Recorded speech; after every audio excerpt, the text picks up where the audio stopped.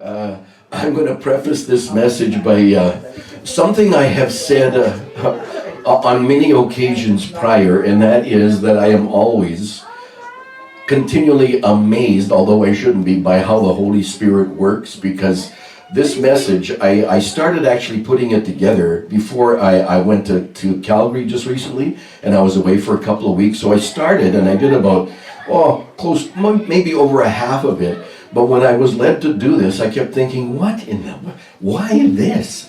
And then last week, you remember Gerald, before Pastor Hugh came up and spoke, recorded something about pyramids? Yes. Well, this is called demonic pyramid power. And when Gerald did his thing on pyramids, I kind of just rolled my eyes and looked up and inwardly said, now you're just showing off, Father. because he led me to this, the Holy Spirit did a while ago. And it starts with what we've sort of been talking about, and that is those people on the liberal side, the Democratic side particularly, but both sides, being led by a lot of occultism, a lot of mystery religion stuff. The Illuminati have control of everything. So it starts talking about demonic power and making some correlations, and ends with a look at Mr. Donald Trump. So if you got your Bible with you, or if you have your Bible app, I'm starting in Revelation 2:9. 2:9 here in Revelations. Revelation 2:9 says, I know your affliction and your poverty, though you are rich. And I am aware of the slander of those who falsely claim to be Jews, but are in fact a synagogue of Satan. And then in Revelation 3:9, it says, behold, I will make them of the synagogue of Satan, which say they are Jews and are not, but do lie. Behold, I will make them to come and worship before your feet, and to know that I have loved you, believers. This is God's word. So what's it all saying? Well, it's saying a lot of things, but essentially it boils down to good versus evil. And the two seed lines, that of El Elyon, the good seed, and that of Satan, of course, the bad seed. And we need to know the difference, or else deception and trouble await us. That's why God's word reminds us that we perish with lack of knowledge, the knowledge of his truth, that is. Now, to the elite, those people that seek the demonic pyramid power, knowledge is power, and a power that they have really savagely hung on to and given to those of certain pre-selected and appointed bloodlines on the earth. Demonic bloodlines that began in the heavens and through major deception have obscured the alternatives that people are given in order to cloud their perception of God's truth. Now, mystery religions are aptly and accurately titled that because they're a mystery, because initiates into them were given and are given additional information over and above that what everybody else has. And as they graduate from level to level, in secret societies, Freemasonry and such, they have more revelation of this secret society. And isn't it interesting too that God calls us and he tells us he's going to grow us from glory to glory, from level to level? And it just shows us again that Satan completely mimics what God's plans are, except he twists them. Now, a lot of these elite families and people in the Illuminati and these other fraternities, they like to give you an outward appearance that they're very generous and they're very charitable and philanthropic, because they will donate many things, usually material possessions, to different businesses. Well, that's where the Statue of Liberty, right, came from. They came from France. The elites in France donated it to America. But there's always, that's the esoteric reason. They want to appear as they're philanthropists and do-gooders and very generous and charitable. But there's always an agenda behind what they do. And for that matter, same thing with the very politically oriented universal church, the Catholic Church, and the controlled government agencies like the Smithsonian Institute and other museums. They have all worked really diligently to suppress God's truth. In fact, the Smithsonian, and I think we've mentioned that a time or two up here previously, the Smithsonian, along with many other museums around the globe, have taken all kinds of significant finds, archaeological digs and finds and discoveries, and they have warehoused them out of sight, out of the public's eye. And then the elite-controlled museums and such, they tell the Smithsonian what in fact they should tell the public, the misinformation. It's all done that way to keep the truth secret and hidden from the masses. Now, in Hollywood, which just happens to be the home of the Illuminati's mass propaganda and conditioning machine, predictive programming is conceived and it is produced, and pyramid structures are scattered all across Hollywood. For that matter, they're scattered across the mass of the United States, and this is what Gerald mentioned to us last week. Pyramid structures dot all the land in the United States, not just the land, but also they're underneath the water. They're on today's ocean floors, which of course used to be land. I mean, over time, that cycle has gone on and on. Like what is dry land today used to be covered by water, and vice versa. And we are learning more and more significance and parallels to pyramid power as we near the day of Jesus' return.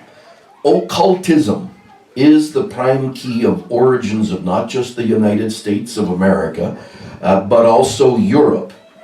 In ancient Rome, a benefice, that's from a Latin noun, beneficium, a benefice, meaning benefit. A benefit in ancient Rome usually was a gift of land that was given to the state that was granted by an overlord. So somebody in a very high position of wealth and power, for services rendered usually by a knight to that person, they would repay the state by saying, okay, here's this parcel of land, that's yours. Well, the key phrase to remember is done by an overlord. And that's why the elite families that run the world work on this same blueprint, this entitlement structure that focuses on power of the occult. Anybody ever see that movie? I think it was probably like maybe 2007 or so, called National Treasure, Book of Secrets with Nicolas Cage. Yeah. Well, speculation is that Mr. Cage is part of the Illuminati, because in 2010, he turned 50 years of age in 2010, and he decided that he was going to have his final resting place built, constructed. And he has a history with the city of New Orleans, because he purchased both the very infamously haunted La Laurie mansion there, and he also purchased the very historic Our Lady of Perpetual Help Chapel. And both of those properties were foreclosed on in 2009 after a big tax disagreement between who had them and the city of New Orleans. So Mr. Cage got them for quite a deal. And he purchased his unnamed tomb in the cities of New Orleans, St. Louis Cemetery number 1, which is also home to the grave of a very, I guess you could refer to her as a supernatural heavyweight. Her name is Marie Laveau, the voodoo queen of New Orleans. When I came upon this information, I thought to myself, wait a minute, that sounds really familiar. And I started doing some more research, and there was a song that was a popular sort of pseudo-pop rock song that I remember playing on the radio when I was in radio back in the mid to late 70s, and it was called The Witch Queen of New Orleans. It was done by a group called Redbone. Look it up, Google it. You could probably, but I couldn't figure out. It was one of those songs where you listen to it and what are they really singing? What are their lyrics? And now that I see her name sing Marie Laveau, that's what they were saying in the refrain. It was Marie Laveau. She's the witch queen of New Orleans. She'll put a spell on you, Marie Laveau. And that's exactly what the song was all about. Now, she is the most recognized and permanent resident of the St. Louis Cemetery number 1, which is New Orleans' oldest city of the dead. Now, I told you all of that to get to this. Nicolas Cage's empty grave at the moment right now in that cemetery is a 9-foot-tall stone pyramid. 9 feet. 9-foot-tall stone pyramid. No name on it yet because Mr. Cage is still alive and well. But there is an inscription, a Latin inscription on the pyramid. It's a maxim. It says, Omni ab uno. Omni ab uno. Translation, everything from one. Where does that originate? The New Age movement. The age of Aquarius, oneness, globalism, that hive mentality, which is the grand illusion created by and still pushed upon us today by those advancing the New World Order. It sells us essentially on how we all can become one. We can become gods of our own, small g gods, because we possess that same Christ consciousness. That's their big buzz phrase. And by having that and understanding and operating in that, we, through our own actions and works, can be better people than who God created us to be. That's the whole push behind this oneness, this globalism. We, all of us, in here, out there in society, we're all right in the middle of a collective experiment.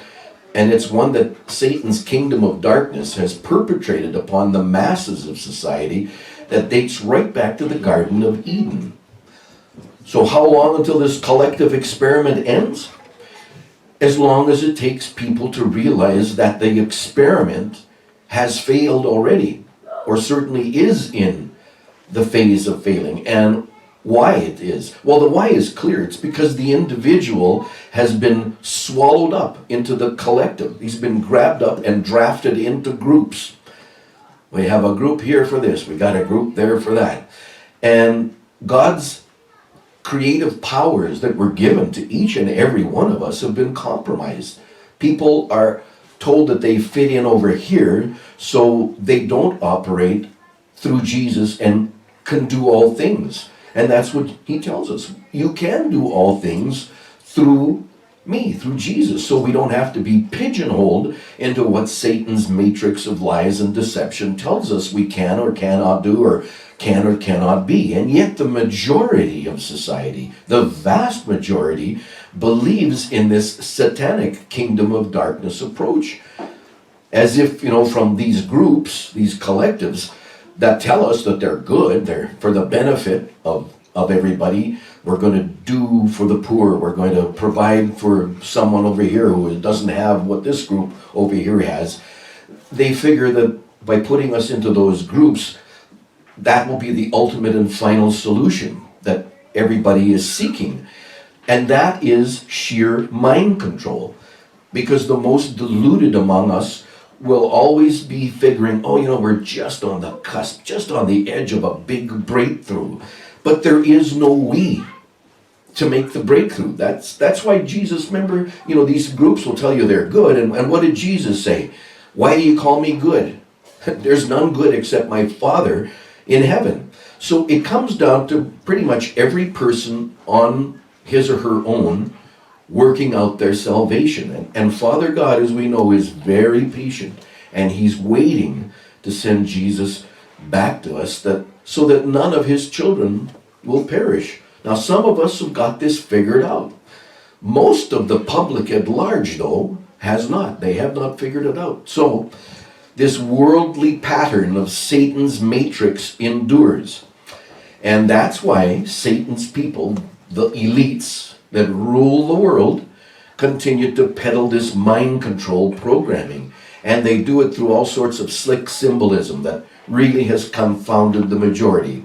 For example, in occult legends, pyramids were, and still are, used for, well, Gerald mentioned a number of things last week, and I'm going to fill in a few more. They're used for initiation into these mystery religions.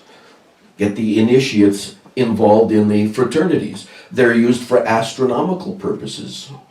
The way they are positioned on the earth lines up with the stars, certain stars and certain star clusters. And they're also used as a way to transform spiritual energy, like repositories. It is speculated that the, here comes a big word, I had to look it up, polyhedral, the polyhedral geometry, the configuration of a pyramid. Polyhedral, because I did look it up, essentially it means it's an intersection of many finite spaces. So that configuration of a triangle, of the pyramid, generates all kinds of supernatural power. And in 1959, that's a while ago, 57 years ago, there was an engineer from Czechoslovakia who did his own experiment. He replicated the Great Pyramid of Giza in Egypt, built it on scale, and in the cavity of it he put a whole bunch of very dull razor blades. And 24 hours later, they were all extremely sharp. So, of course, from that, people started advancing this theory that, well, pyramids have a capacity for healing purposes. And on it went. Now, in thelema, big fancy word again. You thought polyhedral was good. Thelema is T-H-E-L-E-M-A. Thelema. Anybody know what that means? Ever heard it before? Isn't it from Charleyism? Yeah, it's actually exactly, it's used in occult magique. And yeah, Aleister Crowley coined it, Anton LaVey, Mr. Satanic Bible Man. And actually they came up with this phrase to differentiate between occult magique and just stage or performance magic, that people that do that in Vegas or wherever. So thelema actually means the triangle of art. And there's the triangle, your pyramid. It's the protected space outside the magic circle that sits inside this triangle, this darkened inner blackened circle. This is the kind of ritual magic that Solomon got involved in back in the day of the Bible. And this is the kind of ritual magic that is still used today by the elites that are involved in the Illuminati, and as Pastor Hugh was just mentioning, and what they do, because part of the power they derive from all these rituals is from human sacrifice, oftentimes babies sacrificed. And this is part of this dilemma, because what usually occurs in this ritual magique, they have the form of the triangle or the pyramid, and on the sides of the pyramid they write words of power, and that surrounds that inner blackened circle.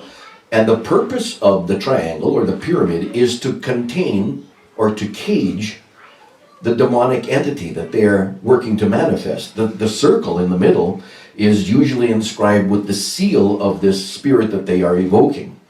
So that's what thelema is. Again, pyramid power that is being used there. Now, the elite have obviously their own agenda and various objectives to obtain power by these demonic forces. And this is not new. It's gone on for thousands of years, because the Bible clues us in on that. On this particular subject, gives details on how it began. It talks about the witch of Endor in the Bible, and all the Chaldeans and their sorcery that they performed. So this is not something new. It's an ancient plan that was devised by Lucifer when he was still Lucifer, and when he was thrown out of the highest of heavens. Now the names have changed, sure, over time, but the same figures are behind all of these scenes. and all of them are satanic demons. Well, we bless those fellows with peace in their spirits and souls. Greek mythology has everything to do with the past, present, and future. It's a game of misinformation and distraction. The old myths, the urban legends that we hear, the lore that's been handed down from civilization and ancient civilization to another one, all those stories, and we should know this because we've talked about it in the past, those stories are the true history of the world, the real history of the world. It's not what the Illuminati-controlled secular humanistic education system teaches in schools and colleges and university and refers to as history. Now, the basic premise of secular humanism, if you don't know, is that human interests should take precedence over all things. And because of that insistence, that the only function that the government can provide, or the government can only provide the best way of this to function, secular humanism is in and a part of every government in the world. Because what it does is it advances big government or statism or one world government, which of course is the totalitarian government, as in the New World Order.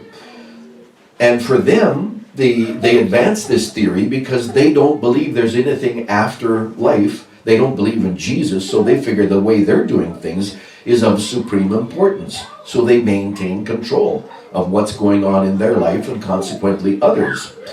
Now, many people confuse humanitarianism with humanism. Humanism is never humanitarian. Never. Because humanitarianism results from compassion, wanting to alleviate somebody's suffering. Jesus is a humanitarian. Humanism stems directly from demon worship and the child murders of ancient Babylon, and it has as its ultimate goal the inflicting of suffering on its enemies or anybody that they perceive as their enemy. And most people would fail to perceive that hatred is a vital aspect of humanism. And that's a hatred that can be traced all the way back to its source, demon worship of Baal in ancient history. And the demon worshippers predominantly were the Canaanites, who indulged their appetite for human gods and child murder in the name of Moloch. And that is the same bloodline from which today's elites, the Illuminati families, have been bred. These demonic seekers of pyramid power. They're the ones that are in charge and operating nations and governments of nations today from positions of very lofty power. The ones that caused Jesus to come up with his famous warning in Matthew 7 verses 15 and 16. This is where he said, "Beware of false prophets who come to you in sheep's clothing, but inwardly they are ravening wolves. You shall know them by their fruit." While humanism is the wolf in sheep's clothing, it comes advertising compassion for all people, concern for the homeless, concern for the poor, but as Jesus says, know them by their fruits. Find out what this organization that you may be interested in supporting is actually all about and what they're doing. So from governments to education, from the medical profession to the military to the media and all the corporate structure in between, these ancients who have bred their elites to do all their dirty frontline work for them in this day and age, these demonic seekers of pyramid power, this is essential for them. They use real pyramids on the ground, under the water, as we've heard, and as well as symbolically. Signs and symbols mean everything to this dark side because Satan duplicates how God works, except he twists good into evil. The secret societies of Freemasonry and the other fraternities use that geometric design, that polyhedral geometric design of the pyramid, the triangle, in places of high government power, like Washington, the White House, where Mr. Trump is about to take up residence. The book of Revelation is a highly complex, figurative book, filled with all sorts of metaphors. Dragons, beasts with horns, beasts with 7 heads, and others, harlot who are riding on a beast. The critical idea is to understand that a model or an analogy usually refers to the primary characteristic of the real thing. Example, you can have a model car that's an exact representation of the full-sized car, but you ain't going to get in the model car and drive down the street. So for illustration purposes, let's take a look at Apollo here for a moment. Apollo remains an obscure figure, but it's plain to see that he is still revered. Apollo functions as this iconic focus of ancient paganism. He's perceived as the father of light. Satan himself is an angel of light. But more than that, he is, of course, the destroyer, the bad guy, Satan the destroyer. And then conversely, and this is, mythology. Apollo is from Greek mythology. Conversely, remember it said this is all about good versus evil. That's the evil part, Apollo. The good part, remember the lore about Midas, King Midas? Everything he touched turned to mufflers. No, no, it didn't. It did. That was the story in mythology. Everything King Midas touched turned to gold. So that's the good part. Good versus evil. And that brings us to Donald Trump, who recently did what all those before him failed to do. He won the presidency of the United States against all odds. Against all odds. The fix was in by the Illuminati folks. Make no mistake about that. I remember the last time I sat up here and gave you a message about Hillary being a 6th high-level Illuminatist witch. Yeah. They had her pegged to be the 45th president of the United States many, many, many years ago. They had her positioned to be their New World Order Messiah. But it didn't happen. And they are miffed. Big time. Time to take a little bit closer look at the incoming president-elect. Could he be the modern-day Cyrus of Isaiah 45 that many are speculating he is? Or could he be a modern-day Apollo, the son of perdition? Donald Trump lives in the lap of luxury. He and his wife, Melania Trump's New York City penthouse is on the 66th floor of Trump Tower. It features marble walls, marble floors, marble columns like the old Roman Colosseum columns throughout the 3 floors of this penthouse. 24 karat gold accents. You want to talk your King Midas. 24 gold accents everywhere. It's on platters, it's on lamps, vases, crown moldings that outline each room, and the tableau ceilings, the murals painted on the ceilings, all outlined in 24 karat gold. Classical art is everywhere in this penthouse. Bronze statue of Eros and Psyche, one of the great Greek love stories. And there's also a statue of Apollo led by Aurora, the Greek goddess of the dawn, which would suggest that Mr. Trump sees himself in the mold of Apollo, a sort of Apollo, who is, of course, in Greek mythology, the mighty men of renown, Zeus's son, and one of the most powerful of the gods. The chairs in the Trump penthouse are all Louis XIV inspired.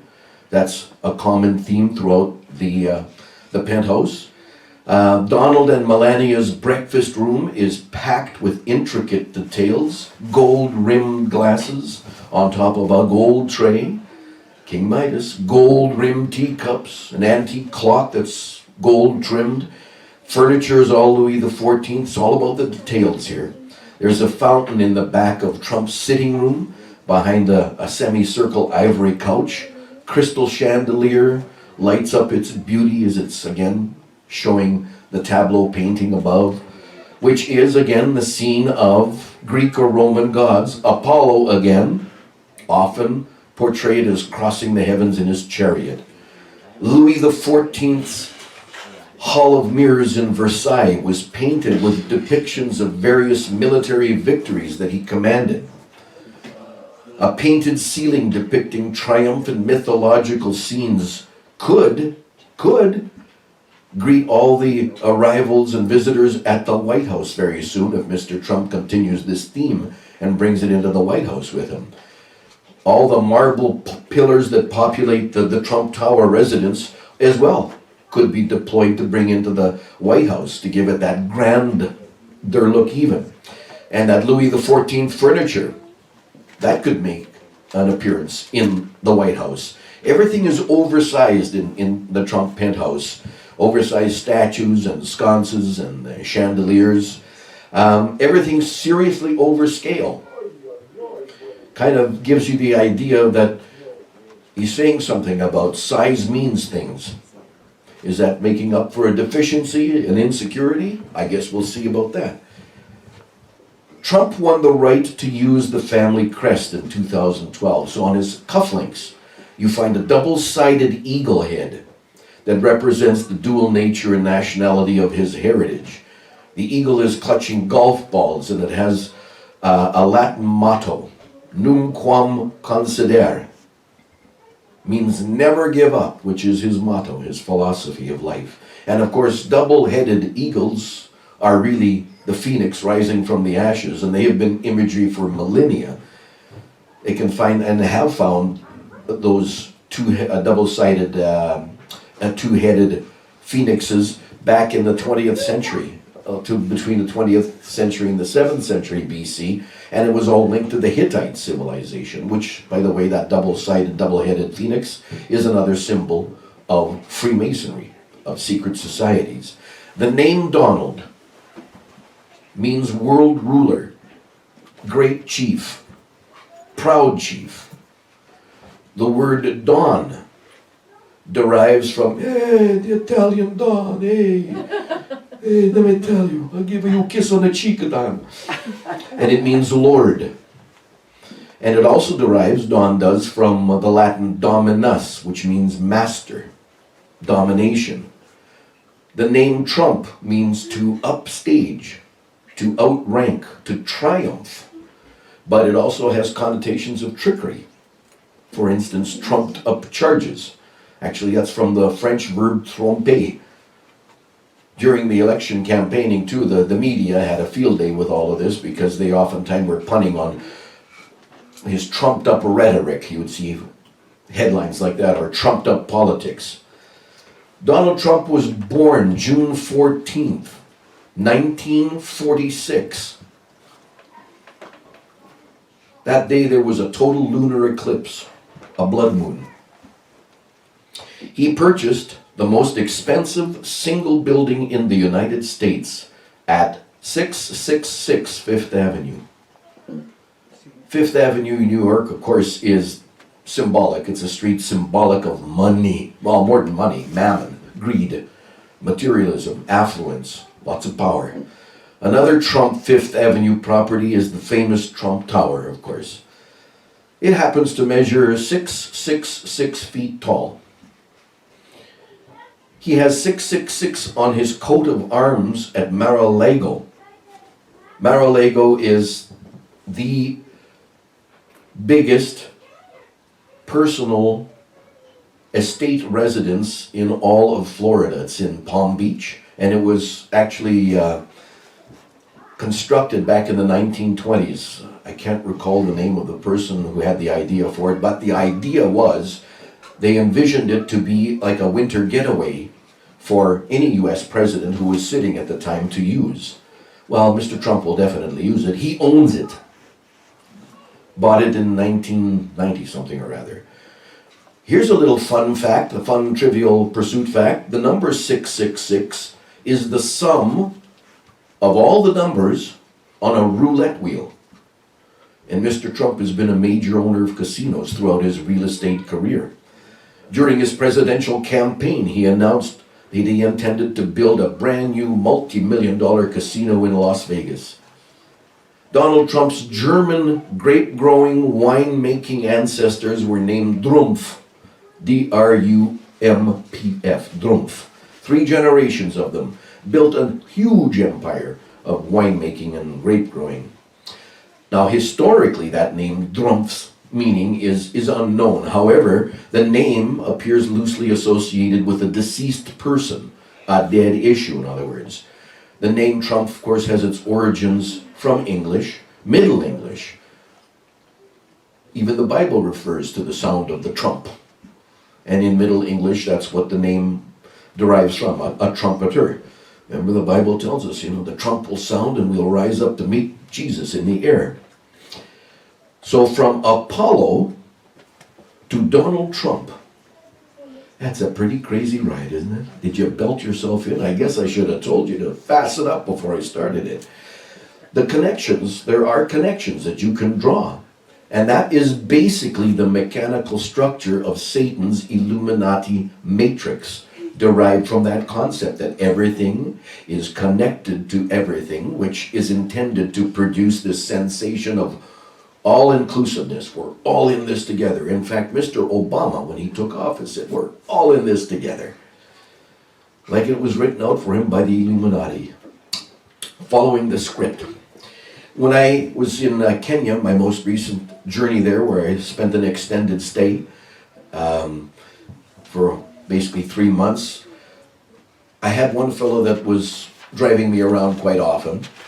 Really a bright guy. Asked so many questions. He was probably, I'd say, late 30s, early 40s, married, had a family, owned a shamba, a farm, which he farmed, did the cab driving, the taxi driving on the side. But he was really excited about this one world, this big global village concept, because he thought that was a way for Kenyans, and Kenya in particular, to hook up to the rest of the world and become more of a have nation rather than a have not nation. And that's the scam of the one world order, the one that the Illuminati has been pushing since the Tower of Babel, the one world way of doing things. And there are all sorts of people and groups out there ready to shake your hand and embrace you and welcome you into the labyrinth, into the weave. Come in, my pretty. Welcome to the connection of everything to everything. That idea is quite old. It dates all the way back to ancient Egypt, China, well, right to the Tower of Babel. Look at what those people did, working together as a collective. Jesus had to come down and mess up their language and disperse them, or else they would have achieved their one world order back then. This one world order structure, even you can find traces of it in the writings of Aristotle. It's often arranged like a hierarchy. It's a structured great chain of being. And this is the type of programming that's been pushed at every one of us since birth by the ruling class elites, the seekers of demonic pyramid power, whose world was absolutely rocked and shaken recently when their choice to become president of the United States and usher in this new world order, everything connected to everyone and thing, lost the election. That great evil and high wicked 6th level Illuminati witch Hillary was supposed to win. The fix was in.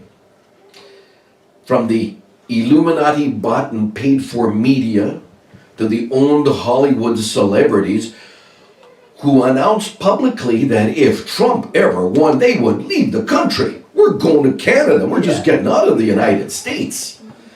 Well, he did. Yeah, I haven't heard of anybody leaving yet. We don't want you. Yeah. But now have you noticed, and Gerald and others, we were talking about this just today, have you noticed that since the liberal left side, the Democrats lost, have they been whining and perpetrating more stories and trying to bring Trump down even more? Well, that static and that interference that's crackling out there in their everything is connected to everything world is because the media, the American mainstream media, kept telling everybody leading up to the election day that Hillary was going to win the election. She was absolutely going to win it. And in every way they could think of, they told the American public that this was the best idea. She was to win because it would be the best for America. And then, on election night, the media, crashed completely. The results came in, and the media and the Democratic Party in general and its supporters went into deep shock. And have you noticed since then, Mr. George Soros has started throwing cash around, and all of a sudden, what do you find across riots and chaos and demonstrations happening all across America? And the media neglected to mention that they'd been bashing Trump because he said that he might not accept the results on election night, and B, here were large numbers of people on the Democrat side who weren't accepting the outcome and haven't been accepting the outcome of the vote. So what did they do? They had to launch a new campaign, and suddenly on cue it was, well, Hillary Clinton lost because fake news. There was too much fake news out there on all these alternative sites and all these internet sites. That's why she lost, and now we're going to have to come against them because they didn't want to lose their credibility. Because every poll they mentioned in the media, they had Hillary winning. But might as well even go and vote. It's done. She's going to win. So fake news sites now, that was the reason that Hillary lost the election. So now the fake news sites had to be punished. So they had to be defamed, and they had to be censored, and they had to be blocked. Even Obama put in his 2 cents worth on this one. He got up there on mainstream media and addressed anybody who would watch, and he said, because in an age, you know how he talks? You put a baton in his hand and he could conduct a symphony orchestra. He mesmerizes people. He absolutely, completely does that. He mesmerizes them, he hypnotizes them. Because it's like conducting and he has been trained to do that. Because when he first started campaigning back 8 years ago, he wasn't like he is now. He's got people on staff that I'm sure recorded every speech he's ever made and broken it down in stages, word by word, and told him, no, you gotta take your time. And he uses his hand. If next time you see him, watch his hand. It'll be like he's conducting an orchestra. And that's exactly what he did. He got up there, well, I can't do it, but essentially, because in an age, then he'll look over here, and he'll do it again over here. He will just get that flow going, and you just take it in by it, and believe everything that's coming out of his mouth. But this is what he said, because in an age where there's so much active misinformation, and it's packaged very well, and it looks the same when you see it on Facebook, or Twitter, or Instagram, or your phone, or your television, if everything seems to be the same and no distinctions are made, then we won't know what to protect. End quote. Excuse me, won't know what to protect. Meaning what to favor, what to promote, what to lie about, meaning only some speech is free. Obama is way, way behind the curve. Thousands of websites and blogs have been exposing major media as fake for years. We did it on little old Freedom Truth Seekers Radio when it was up and running. And if Google and Facebook and Instagram and Twitter keep expanding their censorship of disfavored messages, they're going to pay a huge price because more and more users will just go elsewhere. This facade of the major media is getting thinner and thinner. And you can see, when you know what to look for, you can see they're just raging inside. That's why they're fabricating these continually fabricating these stories about Trump. What was the latest one you just mentioned today, Gerald? Somebody blamed Trump for what? Start. The bombs in some mosque in Kabul. Yeah, he's to blame for that already. And that's the media just getting back at him. They're desperately looking for revenge on the millions and millions of people who are deserting them and laughing at mainstream media. The elites and their pyramid power don't like it one bit. They're not used to losing. When they get in it, they're in it to win it. However, this time, they never counted on God getting involved and tapping Donald on the shoulder. And they didn't count on the number of believers and Christians praying for God's will to be done in the election. They presumed too much. They presumed they had Americans right in the palm of their hand, and that the people were their property, and that the people were transfixed by the authority of mainstream media news. Well, all that is going away. Bye-bye, bye-bye, bye-bye. The big shift, if you haven't noticed, is accelerating. Independent media are on the upswing.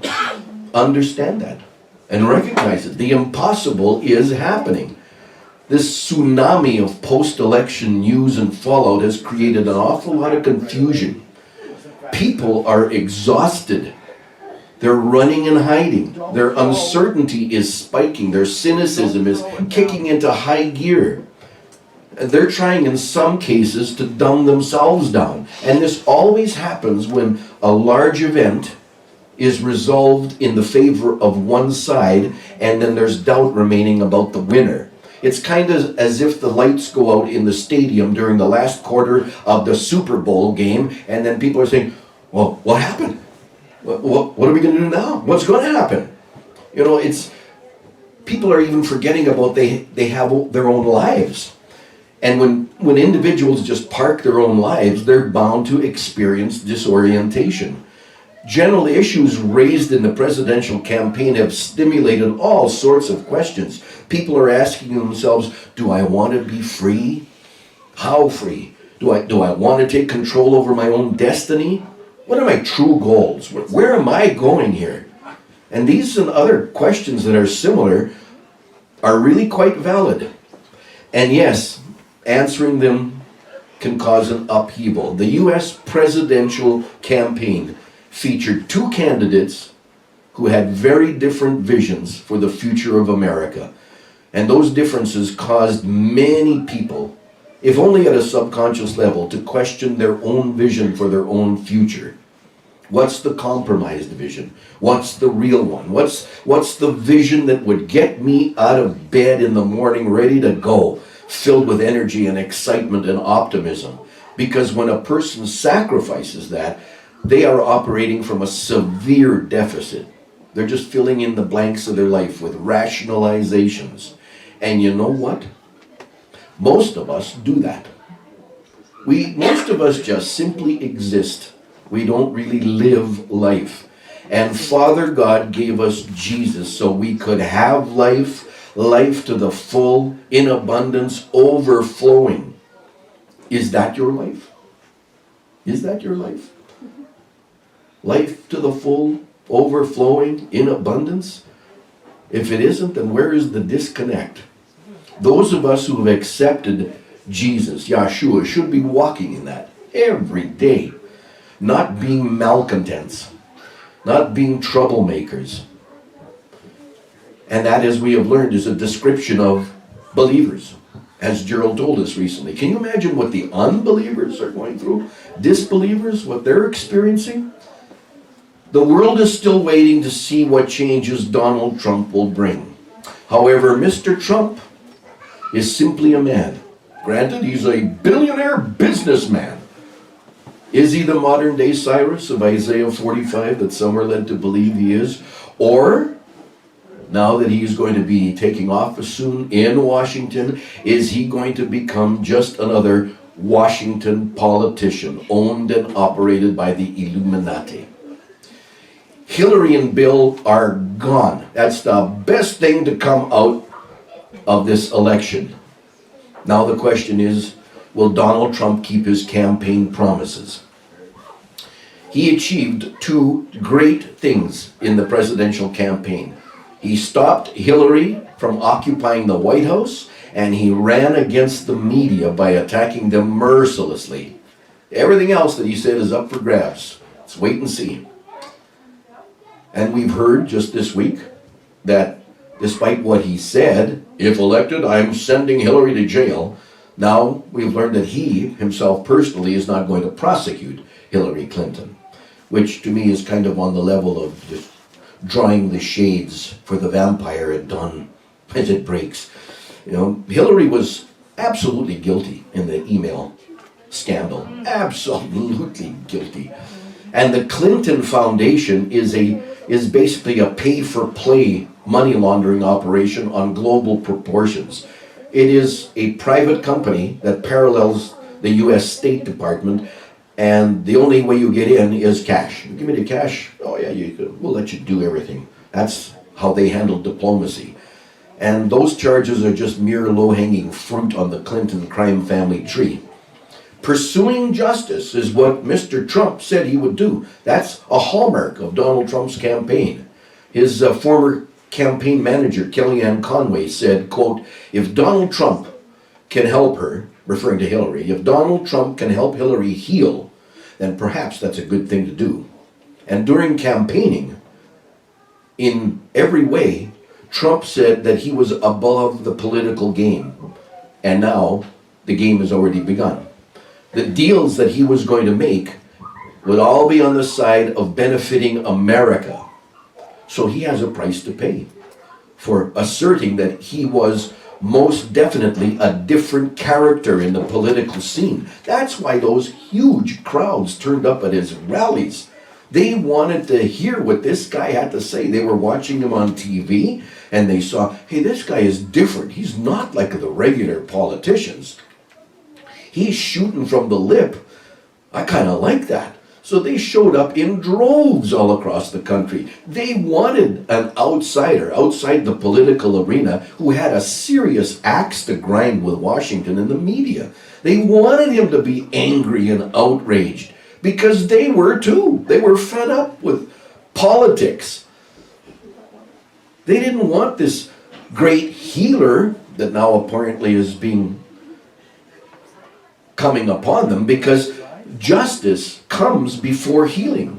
And for these millions of Trump supporters, forgiving and forgetting and moving on isn't presidential. It smells bad to them. They were never part of that glazed over new age crowd, and they aren't now. You know, those cheese glob, everything connected with everything and everyone connected with everyone, that stuff isn't even in their vocabulary. They didn't view and don't view anger as a character defect. They want bad people to pay for bad crimes. Hillary would be right at the top of their list. Helping her heal to them is kind of like a sick joke. They want her in prison where she belongs. It's simple. She fights good. She promotes evil. Boom. Therefore, she should be punished. Follow the equation through. Okay. Do you think Donald Trump is the same man now that he was when he was on the campaign trail? Well, even asking that question is probably a little naive, because I think we all know that all politicians rearrange themselves to a degree once they win a victory. But Trump portrayed himself as a very, very different type of person. He stood on that difference. He celebrated it. He reveled in it. He took great pleasure in it. And now he has a price to pay. Failing to prosecute Hillary is not a great thing. Although now he's appointed an attorney general who's going to pursue that case, maybe to distance himself from all of that. But it's not the best way of doing it. It's already him learning how to play politics with the rest of the Washington liars. However, he has done already a very good thing. At the beginning of this past week, it was instant legend. Maybe I paid more attention to it than most of you because it had to do with the media. He, Mr. Trump, decided to invite all the media to Trump Tower for a media conference. And they all showed up. The rancid cream of media in the Golden Tower.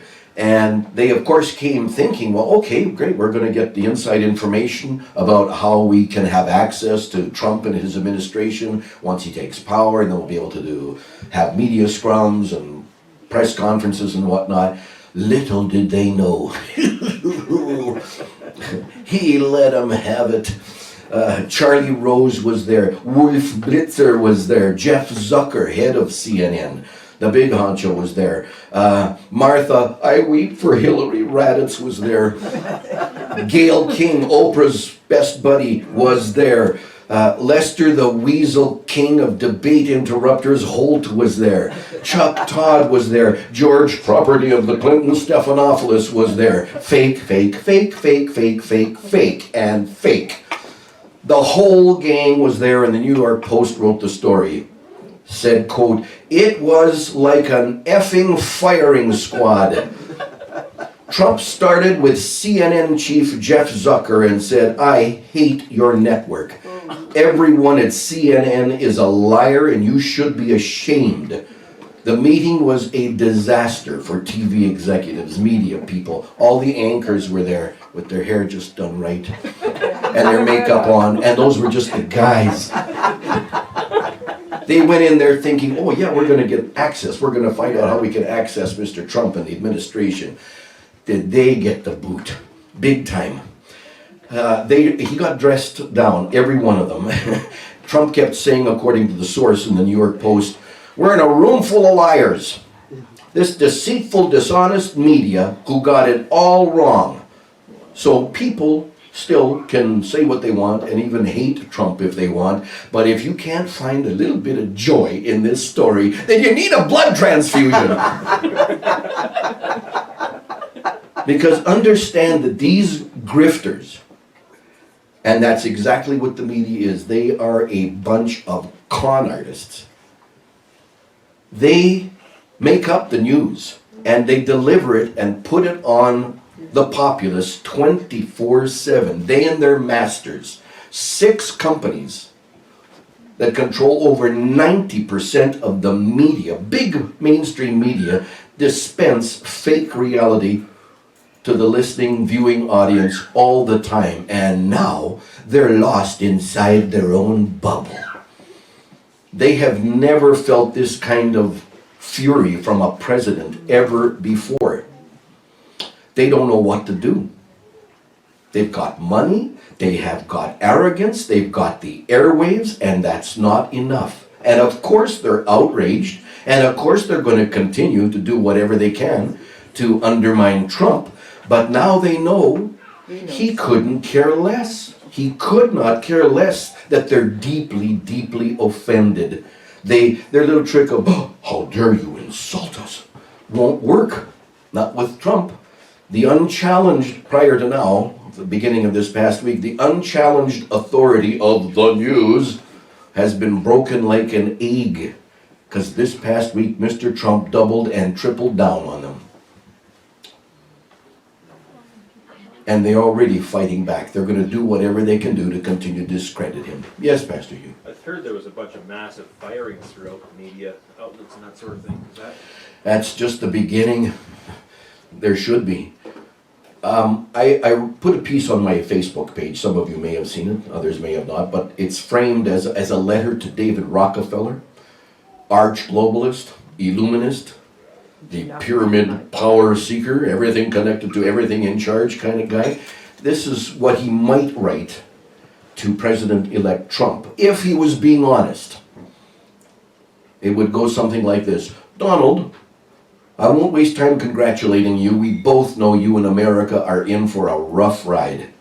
That plucky little demon George Soros is already funding and orchestrating thuggish riots in American cities. They do induce a bit of chaos, and I take a certain delight in chaos. The machinery of Washington, D.C. is ready to chew you up, Donald. There are spies everywhere, and at least a few of them will infiltrate your presidency at influential levels, if you yourself don't bring them in because you believe you need them. This is David Rockefeller, I represent and lead an international order, as you know. Our basic plan is to eliminate sovereign nations and erase borders. We must do this so we can usher in our own global system. We're winning. Surely you see this.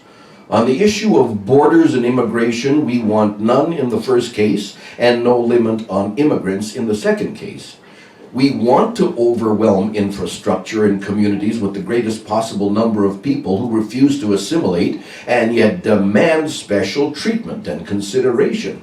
We want people who utterly reject America and yet insist on taking whatever they can get from America. Do you really think you or anyone else can stop this wave?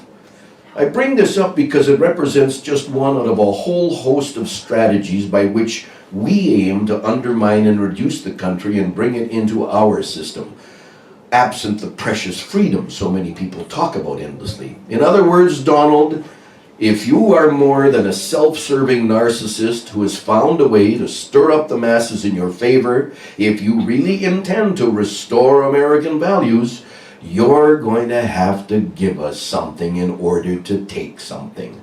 You're going to have to make deals. You of all people, Donald, should understand this. So the question is, what are you willing to give? Where are you willing to back down? Think about it. Consider a few items on your long laundry list of promises. Close the southern border, cancel NAFTA, get rid of Obamacare, induce corporations to close their factories in third world hellholes and come back home, lay on tariffs, outlaw special interest lobbyists, reform the tax system, set term limits on Congress, take people in inner cities off welfare by giving them good jobs, root out terrorists at home and abroad, refrain from making foreign wars, somehow fire all federal employees who are useless and just taking up space, build a wall. Naturally, all these changes you want to make, I want to stop. Why? Because continued corruption is good for my business, and my business is control. I want to foster the worst in people so I can enact the time-honored strategy of imposing a better order, a new world better order. I want to prove that humans are badly programmed to need correction. I want everything and everyone connected, one planet, without liberty and justice for all. On the outside chance that you are more than just another self-seeking politician who has an instinct for the jugular, you will most certainly see you need to start making deals and compromises. Don, we knew from the beginning Hillary Clinton, despite all the favorable press and media coverage she received from our puppets and pawns, was basically a weak candidate. Aside from mouthing the same empty sentiments over and over, she offered little. We prepared for the possibility of your victory. For us and our agenda, your strongest asset was your innate ability to divide the country. Or to be more precise, we would characterize you as a great divider. Doing this for us is child's play. Using the idiot youth and the badly misinformed inner city populations, we could paint you, Donald, as the worst possible threat to America. We like that tactic. Because, again, we intend to bring down America into a sewer. We want conflict. Racial conflict, for example, is very good for us. We can play that tattered old card again and again. We can roll out some very obnoxious characters when we need them to stir up trouble, Donald. So here you are, about to move into the White House. We can push a plan to make life miserable for you, or we can do business. It's up to you. Would you like to see what a sudden economic collapse looks like, Don? Would you like to see what? Well, I'll let you imagine the possibilities. Let me quote myself here from my 2003 memoirs. Quote, "Some even believe we, the Rockefellers, are part of a secret cabal working against the best interests of the United States, characterizing my family and me as internationalists, and of conspiring with others around the world to build a more integrated global political and economic structure. One world, if you will. If that is the charge, I stand guilty. And I'm proud of it." End quote.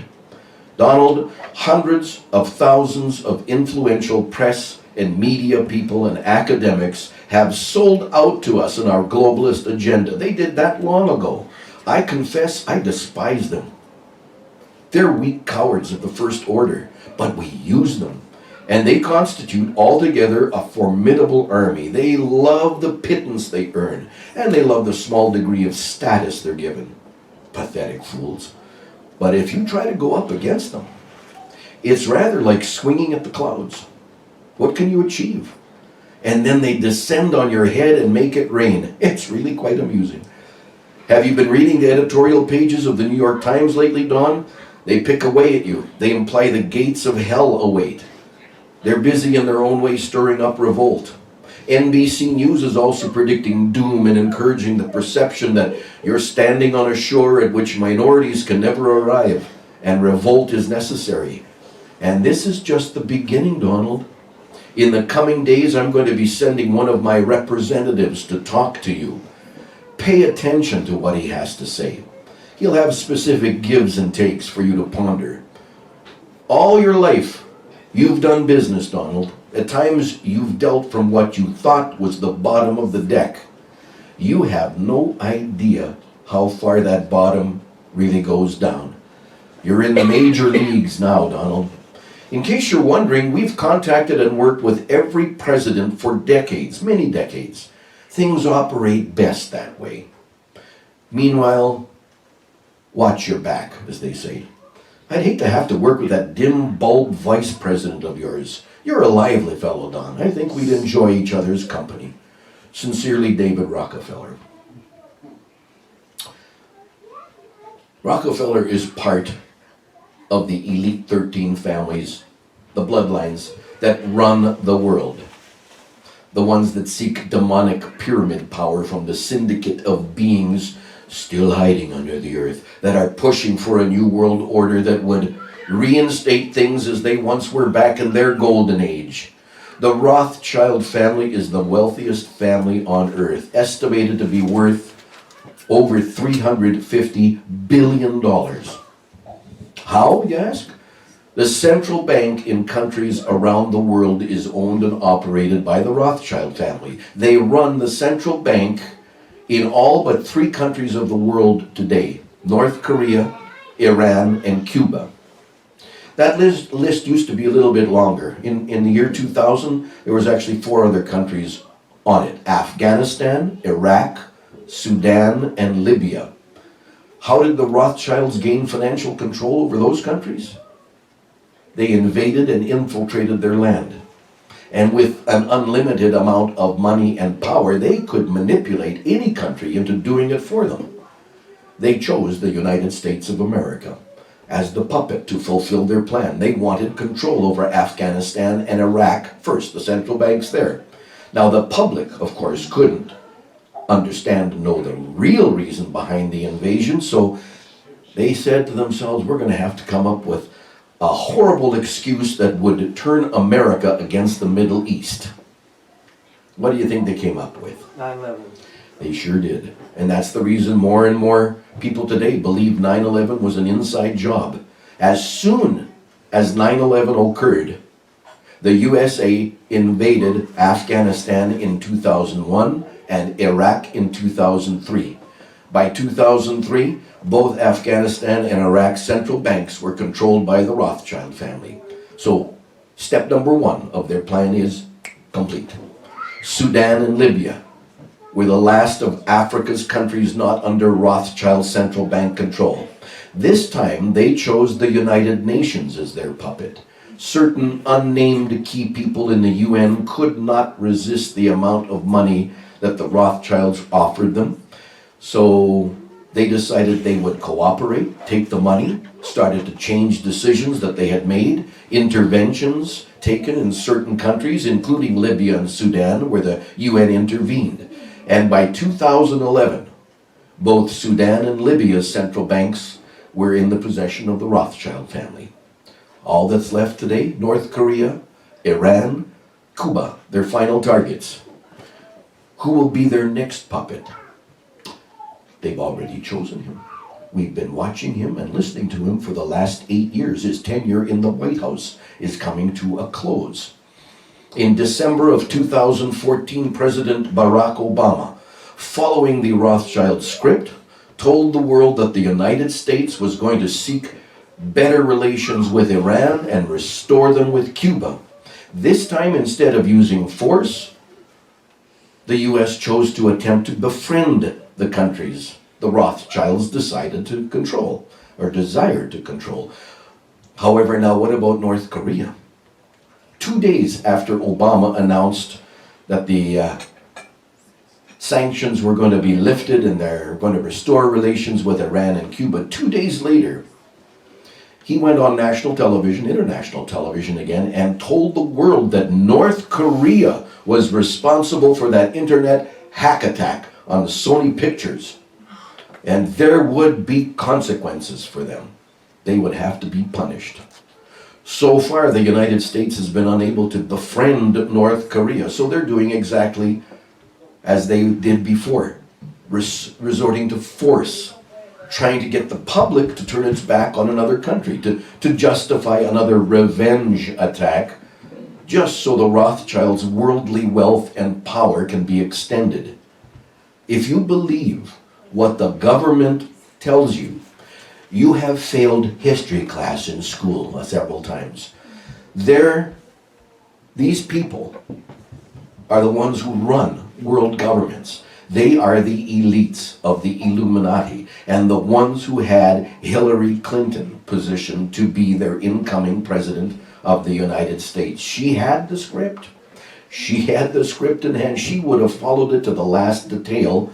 And had she been chosen to occupy the White House, I'm thinking within 6 months, World War III would have been raging. It may still be. We're not sure. But it would have been with Hillary at the lead. God decided to intervene. However, the Illuminati are not good losers. Donald Trump does not officially take his spot in the White House until late January. So as believers, we have to continue praying that God's will be done in Mr. Trump's life. And also remember that no matter who the president is, Jesus is still the king. And he's coming back. He's returning to finally do away with the Illuminati's demonic, evil pyramid power. And when times ahead become a little bit more challenging, or challenging period, just remember Creator God's word to all believers from Isaiah 41, starting in verse 10. Isaiah 41, verse 10. Do not fear, for I am with you. Do not look around, for I am your eternal God. I shall strengthen you. I shall also help you. I shall also uphold you with the right hand of my righteousness.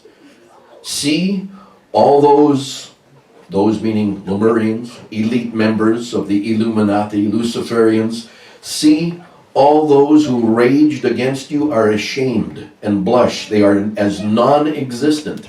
And the men who strive with you perish. You seek them, but do not find them. Those who struggle with you, those who fight you, are as naught. For I, your El Elyon, am holding your right hand, saying to you, do not fear, people of Israel. I shall help you. Amen.